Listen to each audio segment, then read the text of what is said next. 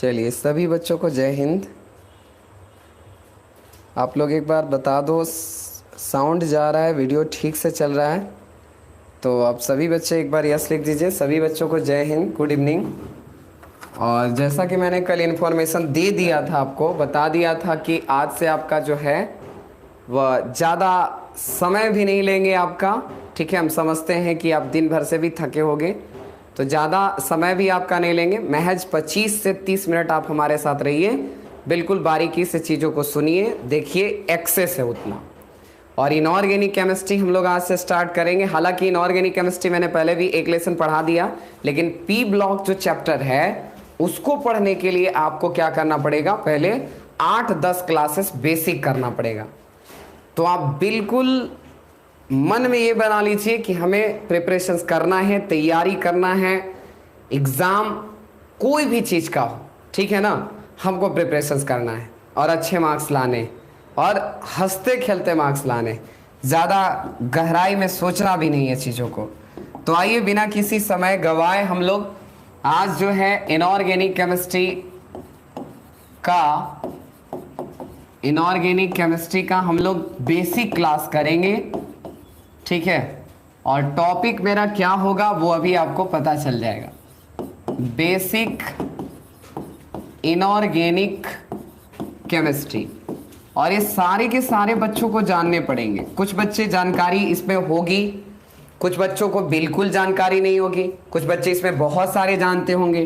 तो वो भी बच्चे बिल्कुल बने रहेंगे जो इसको जानते हैं, पढ़ते हैं, पढ़ चुके हैं, ठीक है। आपका बिल्कुल ठीक ठाक चलेगा, सीक्वेंस ढंग से हम लोग करेंगे। अब जब तक बेसिक नहीं होगा भैया, तो समझ जाओ कि आपका चैप्टर ठीक ढंग से कंप्लीट नहीं हो पाएगा। तो आप लोग बिल्कुल पेशेंस के साथ बने रहिए।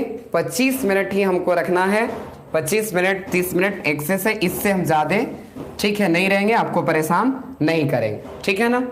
तो बेसिक इनऑर्गेनिक केमिस्ट्री का आज लेक्चर जो है यानी पार्ट 1 है। सवाल मैं पूरा कर लेता हूं क्लियर कि पीडीएफ सर, ठीक है, पीडीएफ मिलेगा या नहीं मिलेगा इसके बाद। तो आप हर एक लेक्चर का पीडीएफ जो है, ठीक है, आप टेलीग्राम पे वहां आपको मिल जाएगा। लेक्चर खत्म होगा और आपको टेलीग्राम ज्वाइन कर लेना है, ठीक है। उस टेलीग्राम का नाम है त्रिवेणी क्लासेस पालीगंज, उसको ज्वाइन कीजिएगा, वहां पे आपको पीडीएफ मिल जाएगा, इसकी समस्या आपको नहीं रहेगी, ठीक। दूसरी चीज कि मैं 3 या 4 क्लास बाद ही ऑब्जेक्टिव क्वेश्चंस करा दूंगा। जैसे 3 क्लास हुआ, 4 क्लास हो गया, तो मैं उसको ऑब्जेक्टिव में ढालूंगा कि सर बोर्ड में कैसा ऑब्जेक्टिव पूछेगा बेसिक इनऑर्गेनिक से। और साथ साथ ऐसा भी है भाई, मैं आपको एक बात बताता हूं और रियलिटी है कि जब आप क्वेश्चन बैंक देखोगे और इनऑर्गेनिक केमिस्ट्री का खास करके, तो उसमें आपको क्या मिलेगा कि क्वेश्चन बैंक बेसिक इनऑर्गेनिक से भी क्वेश्चन पूछा है, ठीक है। तो हमें बिल्कुल ऐसा सोच के नहीं पढ़ना है कि बेसिक है, चैप्टर नहीं है। कुछ बच्चे ऐसे होते हैं जो ये सोच लेते हैं कि अरे चैप्टर हमको पढ़ना है कि बेसिक से क्वेश्चन पूछता है। या ढेर बच्चे पूछेगा सर बेसिक इनऑर्गेनिक से क्वेश्चन आता है कि नहीं आता है सर, तो हम कहेंगे कि आता है। तो फिर कहेगा सर के नंबर के आता है, ठीक है, कितने नंबर का पूछता है। अगर हम कह दें कि 15 नंबर का पूछता है तो 15 नंबर के तो पढ़े पड़ेगा। लेकिन हम कह दें कि 5 नंबर का पूछता है, तो क्या तुम नहीं पढ़ोगे? क्या 5 नंबर फिजूल का रहता है? कोई 299 पर आके अटकता है, उसको इस 5 नंबर की, ठीक है, पता चलता है वैल्यूज कि इस 5 नंबर का क्या वैल्यू है। ये 299 ला के 10,000 मैट्रिक में सोचो कि 10,000 से कोई चूक जाता है तो उसको कितना दुख होगा कि कहीं से एक नंबर मिल जाता खल तो 10,000 मुट्ठी में, सोचो फर्स्ट डिवीजन छूट जाता है। तो 5 नंबर की अहमियत है साहब। तो मैं ये सिर्फ कह रहा था 5 नंबर नहीं पूछता है, अनलिमिटेड है, कुछ भी पूछ सकता है। और मेन ये टारगेट कीजिए कि इसका हम यूज करेंगे चैप्टर में, तो समझिए कि ये आपका ब्रह्मास्त्र है, हथियार है, और इसका उपयोग करना है चैप्टर में, लड़ना है। एक से एक हथियार यहां पर आपको यज्ञ करोगे, लीन रहोगे तब मिलेगा। तो मैं बता रहा था कि पीडीएफ आपको मिल जाएगा टेलीग्राम पे, और हर एक 3-4 क्लास के बाद मैं आपको ऑब्जेक्टिव क्वेश्चन से परिचय करवा दूंगा कि किस तरीके के ऑब्जेक्टिव बोर्ड में पूछे गए हैं या पूछे जाते हैं, ठीक है ना। चलिए तो अब इंग्लिश मीडियम्स बाकी है, सारे के सारे दोनों लैंग्वेजेस में चलेंगे, इंग्लिश मीडियम हिंदी मीडियम दोनों हो जाएगी। चलिए स्टार्ट करते हैं हम लोग। अब लोग एकदम जीरो से, जिसको लगा कि सर एकदम केमिस्ट्री में डल है, सर केमिस्ट्री कुछ नहीं बुझाता है, सर एकदम जीरो है, वो समझ लो उसकी शुरुआत आज से सूर्योदय हो रहा है उसका। और खास करके इनऑर्गेनिक, यहां से हो सकता है कि आप रफ्तार पकड़ सकते हो, तो यहां से आपकी रफ्तार चलेगी। मान लो अपने मस्तिष्क को एकदम कर लो जीरो की, सर हम केमिस्ट्री में जीरो थे और इनऑर्गेनिक में सर खास करके आज से मेरा ठीक ठाक हो जाएगा। तो बस आप आज से बने रहिए, आपका मेन हम चैप्टर ही पढ़ाएंगे, चैप्टर ही हमको क्लियर करना है, लेकिन भैया उसके लिए बेसिक जरूरी है। तो 5 क्लास 6 क्लास हमारे साथ बेसिक बना रहना पड़ेगा आपको, ठीक है? 5-6 क्लास बनिए, फिर कोई दिक्कत नहीं है। तो आइए हम लोग स्टार्ट करते हैं। बेसिक में सबसे पहला टॉपिक स्टार्ट करेंगे एटॉमिक स्ट्रक्चर। तो एटॉमिक स्ट्रक्चर के बारे में हम लोग जानेंगे 1 क्लास 2 क्लास में, हालांकि बड़ा सा है लेकिन हम उतना ही यूज करेंगे, आपको पढ़ाएंगे जो बोर्ड में भी आए और चैप्टर भी काम आ जाए। ज्यादा भी नहीं जाएंगे क्योंकि 12th क्लास की बात है, तो इसी में समय गवा देंगे तो फिर चैप्टर कब क्लियर करेंगे। तो मेन मेरा टारगेट चैप्टर क्लियर करना है, लेकिन उससे पहले बेसिक क्लियर करना है, ठीक? तो आइए एटॉमिक स्ट्रक्चर के बारे में जानकारी ले लेते हैं कि एटॉमिक स्ट्रक्चर क्या है। एटॉमिक स्ट्रक्चर को हिंदी में कहते हैं परमाणु संरचना। तो हम इसी के बारे में 1-2 क्लासेस आपको दे देते हैं। सबसे पहले आपको जानना पड़ेगा, ठीक है, जान लो कि सर एटम क्या होता है, और हमें पूरी कहानी नहीं जाननी है, ठीक है ना? ये दिमाग में बैठाइएगा, क्योंकि हम 11th क्लास नहीं पढ़ रहे हैं, हम लोग 12th क्लास को पढ़ रहे हैं। तो 12th क्लास में हम लोग वही चीजें करेंगे जो हमें बहुत ज्यादा यूजफुल है, क्योंकि बेसिक भी है। तो एटम्स की परिभाषा कहता है कि किसी भी तत्व का वह सूक्ष्मतम कण, यानी smallest particles of an element, ठीक है ना? कह सकते हो कि किसी भी तत्व का, एलिमेंट्स तो समझते हो आप लोग, तत्व होता है, किसी भी एलिमेंट्स का, किसी भी तत्व का जो स्मॉलेस्ट पार्टिकल्स होता है, ठीक है, स्मॉलेस्ट पार्टिकल्स होता है, उसी को हम लोग कहते हैं एटम्स। यानी smallest particles of an element is known as atoms, यानी तत्व के सबसे सूक्ष्मतम कण को परमाणु कहते हैं। ये तो परमाणु की डिफिनेशन है, लेकिन भैया डाल्टन ने परमाणु को अपने अलग तरीके से डिफाइन किया। अकॉर्डिंग टू डाल्टन ने कहा कि परमाणु जो है, ठीक है, एक अविभाज्य कण है। परमाणु जो है एक अविभाज्य कण है। Atoms is an individual particles, ठीक है ना? मैं दोनों चीजें बोल दूंगा, आप लोग थोड़ा इसको पकड़ लेना, ठीक है? Atoms is an individual particles, यानी डाल्टन जी का कहना था कि परमाणु को हम डिवाइड नहीं कर सकते, यानी परमाणु के कोई भी सब एटॉमिक पार्टिकल्स नहीं है, यानी परमाणु अकेला है, अकेला, उसका कोई रिश्तेदारी नहीं है, कोई उसके घर द्वार में नहीं है, अकेला है बेचारा। उसको डिवाइड करोगे तो आपको कुछ नहीं मिलेगा। ये डाल्टन के कहने का मतलब है कि इंडिविजुअल है, अविभाज्य है, कोई उसको विभाजित नहीं कर सकता है, कोई उसको बना नहीं सकता है। लेकिन यह बात हर जगह संभव नहीं था, और इन्होंने कहा कि एटम्स 2 शब्द से, 2 लेटर से, 2 वर्ड से मिलकर बना है, एक ए और एक है टॉम्स। ए का इन्होंने अर्थ बताया नॉट, और टॉम्स का अर्थ बताया कट, जिसको नहीं काट सकते हैं वही एटम्स है। ये डाल्टन ने कहा कि परमाणु अविभाज्य है, उसको आप काट नहीं सकते हो, एकदम छोटा पार्टिकल्स है, एकदम छोटा पार्टिकल्स, उसको काट ही नहीं सकते हो, ये एटम्स है, ठीक है? सोच लीजिए एटम्स के बारे में डाल्टन की ये राय थी। तो आपसे सिर्फ इतना ही ध्यान रखना है कि डाल्टन के अनुसार परमाणु एक अविभाज्य कण है, अकॉर्डिंग टू डाल्टन, ठीक है? Atoms is an individual particles. और सिंपल परिभाषा कि तत्व के सबसे सूक्ष्मतम कण को परमाणु कहते हैं, यानी the smallest particles of an element is known as atom. लेकिन देखो समय की बात है, समय सबका बदलता है। डाल्टन का नसीब खराब था। अब डाल्टन महोदय जी का नसीब इतना खराब था कि जितने भी मॉडर्न साइंटिस्ट आए, यानी उनके बाद का, वो डाल्टन महोदय पर लग गए, और डाल्टन महोदय को कहा कि जी आपके अनुसार क्या है, जरा एक बार बोलिए। तो डाल्टन ने कहा कि atoms is an individual particle, divide नहीं कर सकते। तो कहा कि जी नहीं, गलत है। आप कह रहे हो कि एटम्स को डिवाइड नहीं कर सकते, लेकिन हम लोग कह रहे हैं कि एटम्स को डिवाइड कर सकते। आप कह रहे हो कि एटम्स में कोई पार्टिकल्स ही नहीं है, लेकिन हम लोग कह रहे हैं कि एटम्स में पार्टिकल्स है। और बाद में पता चला कि एटम्स के सब एटॉमिक पार्टिकल्स होते हैं। सब एटॉमिक पार्टिकल्स का मतलब हो गया, ठीक है, कि एटम्स में भी कुछ कण विद्यमान है, कुछ कण प्रेजेंट है। यह बात का पता चला। जैसे आप लोग पढ़े होंगे रदरफोर्ड का अल्फा प्रकीर्णन प्रयोग जो स्वर्ण पत्थर पर किए थे, तो वहां से पता चला, यानी यहां से पता चला कि एटम्स में भी कुछ पार्टिकल्स हैं। जैसे पार्टिकल्स कौन कौन से थे, तो पता चला कि एटम्स में इलेक्ट्रॉन भी है। मैं स्ट्रक्चर बताऊंगा। एटम्स में प्रोटॉन भी है, ठीक है, एटम्स में न्यूट्रॉन भी है, यानी तीनों पार्टिकल से मिलकर बना है हमारा एटम्स। ये वैज्ञानिकों ने पता लगाया। जैसे, ठीक है, इलेक्ट्रॉन का रिप्रेजेंटेशन आप याद रखना। इलेक्ट्रॉन पर मैं ज्यादा डिटेल्स नहीं जाऊंगा, कारण है कि हमें पहुंचना है चैप्टर में, तो आपको उतना ही बताएंगे जितना आपको यूजफुल होगा, काम आएगा। तो इलेक्ट्रॉन पर याद रखिएगा कि यह निगेटिवली चार्ज होता है। निगेटिवली चार्ज का मतलब हो जाता है कि ऋण आवेशित होता है।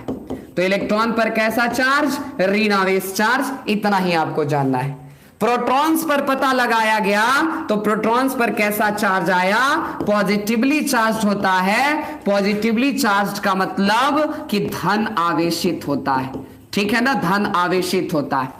और न्यूट्रॉन के बारे में पता लगाया कि न्यूट्रॉन बेचारा बंडा है, इस पर कोई चार्ज नहीं है, इसकी जिंदगी बेरंग है, इसकी जिंदगी में कोई आवेश नहीं है, सुना सुना इसकी जिंदगी है न्यूट्रॉन का। इसलिए बेचारा कहता है कि आई एम न्यूट्रल, ठीक है, हमारी जिंदगी में कोई नहीं है, हम न्यूट्रल हैं, उदासीन है। इलेक्ट्रॉन को निगेटिव चार्ज मिलल है, प्रोटॉन को पॉजिटिव चार्ज मिलल है, और न्यूट्रॉन कह रहा है कि I am Banda, I am neutral, हम उदासीन है भाई बा, हमारा पर कोई चार्ज नहीं है, ठीक है। तो न्यूट्रॉन्स पर चार्ज बिल्कुल नहीं होता है।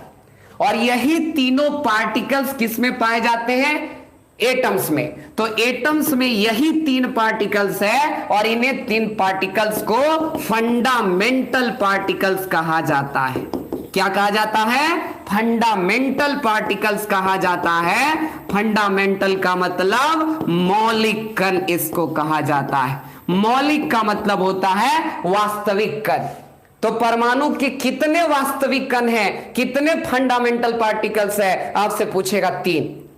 और कौन कौन? Electron, proton, neutron. इलेक्ट्रॉन पर कैसा चार्ज? नेगेटिव चार्ज, यानी ऋण आवेशित। प्रोटॉन पर पॉजिटिव चार्ज, और न्यूट्रॉन पर कोई चार्ज नहीं होता है, चार्ज लेस होता है, ठीक है ना। ये बात दिमाग में रखना है। ज्यादा हम डिटेल्स भी नहीं जाएंगे, ज्यादा डिटेल्स भी नहीं करना है, इतना बात समझ करके निकलना है।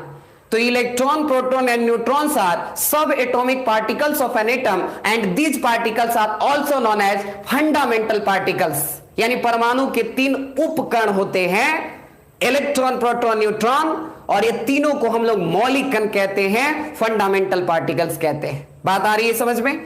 अब सवाल पूछा गया डाल्टन ने। अब सोचो, डाल्टन ने कहा कि अरे विभाजित ही नहीं कर सकते हो, विभाजित ही नहीं कर सकते हो, लेकिन कहा आधुनिक वैज्ञानिकों ने कहा कि नहीं, कैसे कर सकते? कर सकते हैं। तब पूछे कि करेंगे तो क्या मिलेगा? तो इलेक्ट्रॉन, प्रोटॉन, न्यूट्रॉन मिलेगा। अब तुम सोचो, आप सोचो एक बात कि आप किसी को देते हो मैथ बनाने के लिए, आप किसी को कहे कि लो मैथ जरा वो बनाओ, तो किसी दोस्त को बोले, और ये भी कह दिए कि मैथ सिर्फ हम ही बना ही सकते, लेकिन दोस्तवा क्या किया कि मैथ बना के आंसर ला दिया, आंसर बता दिया कि 4 आंसर हो। और दोस्त क्या किया कि बेचारा लव के भीड़ के 2 दिन में 3 दिन में मैथ बना के दे दिया, और कह दिया कि देख आंसर 4 आ गए है हमार।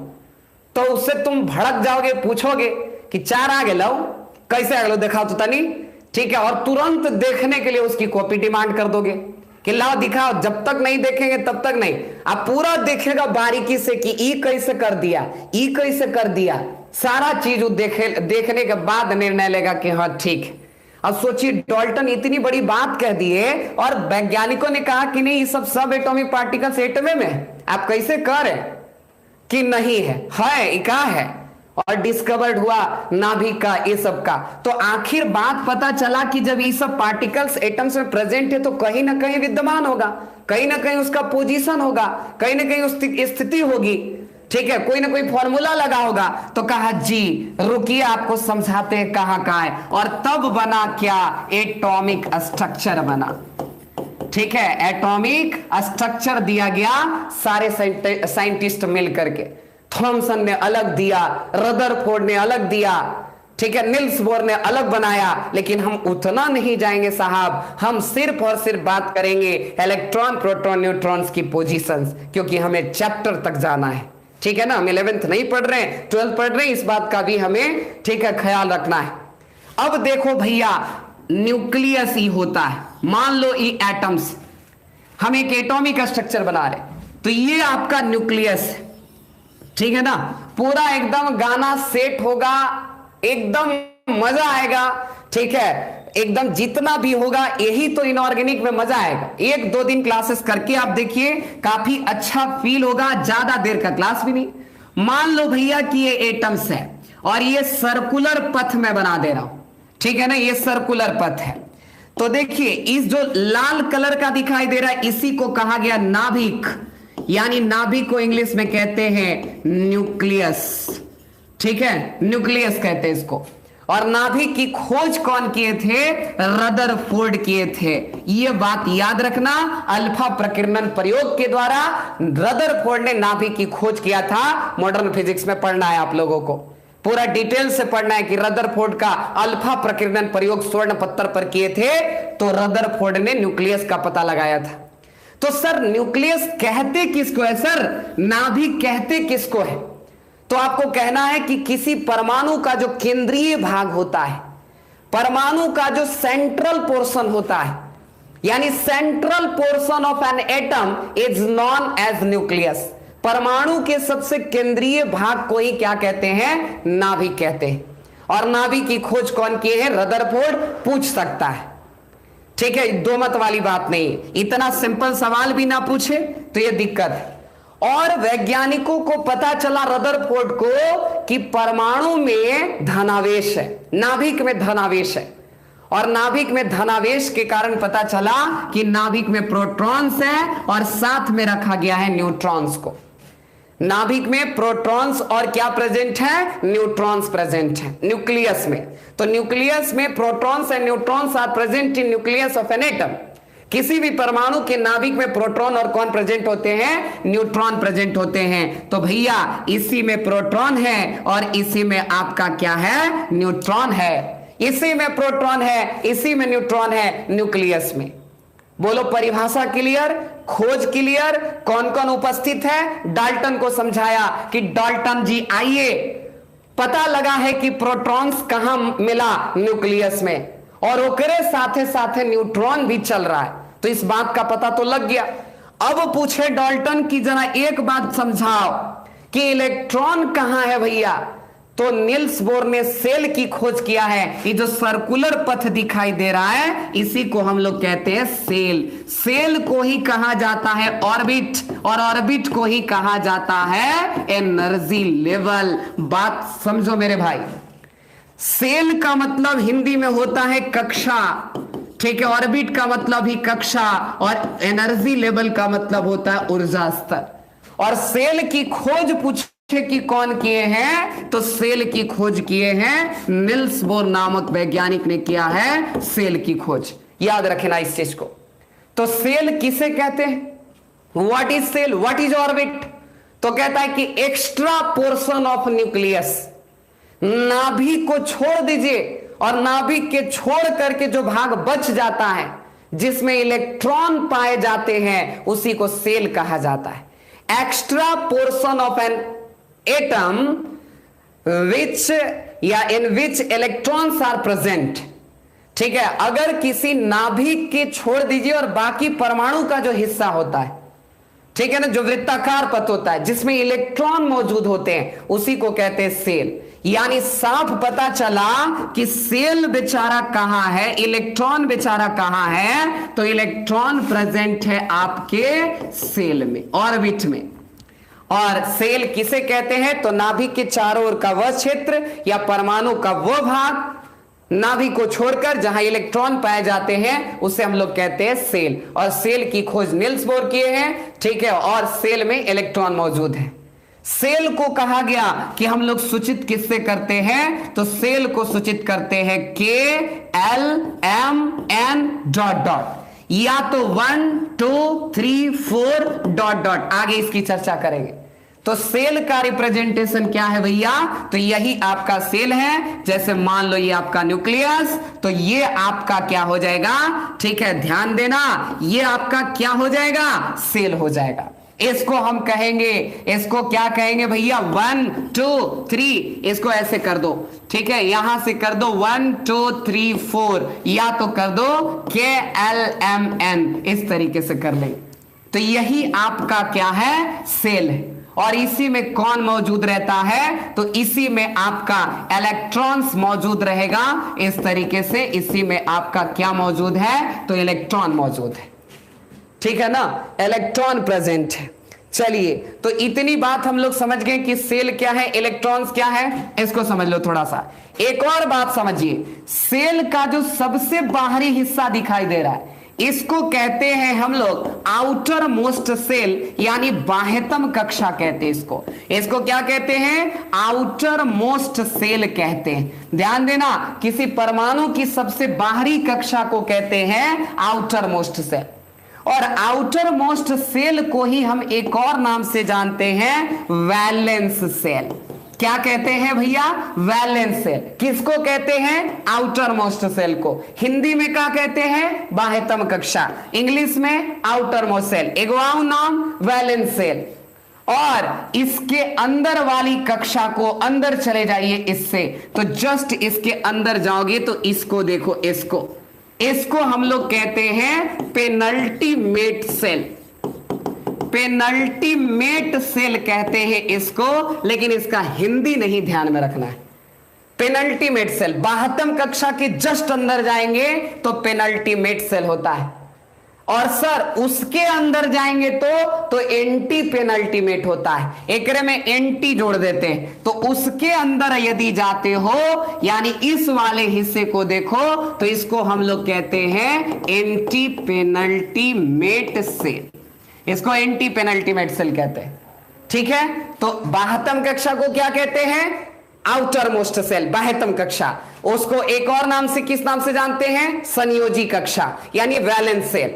उसके अंदर वाली कक्षा पेनल्टीमेट सेल, उसके अंदर वाली कक्षा यानी सेल तो एंटी पेनल्टीमेट सेल। एक पेनल्टीमेट, एक एंटी पेनल्टीमेट। सर अगर ओकर अंदर तो सब एंटी पेनल्टीमेट चलेगा। तो एक आउटर मोस्ट, फिर पेनल्टीमेट, फिर एंटी पेनल्टीमेट, फिर एंटी पेनल्टीमेट, ऐसे चलते रहता है, ठीक है ना। तो सेल के बारे में समझ गए, नाभिक के बारे में समझ गए, सेल की खोज, नाभिक की खोज, इलेक्ट्रॉन कहां रहता है सेल में, प्रोटॉन कहां रहता है न्यूक्लियस में, न्यूट्रॉन कहां रहता है न्यूक्लियस में, ठीक है ना। नाभिक किसे कहते हैं, तो परमाणु के केंद्रीय भाग को नाभिक कहते हैं। उसके बाद सेल किसे कहते हैं, तो नाभिक को छोड़कर परमाणु का वह हिस्सा जहां इलेक्ट्रॉन पाए जाते हैं उसे सेल कहते हैं। सेल का दूसरा नाम ऑर्बिट, तीसरा नाम एनर्जी लेवल, ठीक है ना। इसके बाद बाह्यतम कक्षा को आउटर मोस्ट, इंग्लिश में कहेंगे वैलेंस सेल। उससे पहले वाली कक्षा को कहते हैं पेनल्टीमेट सेल, उससे पहले वाली कक्षा को कहते हैं एंटी पेनल्टीमेट सेल।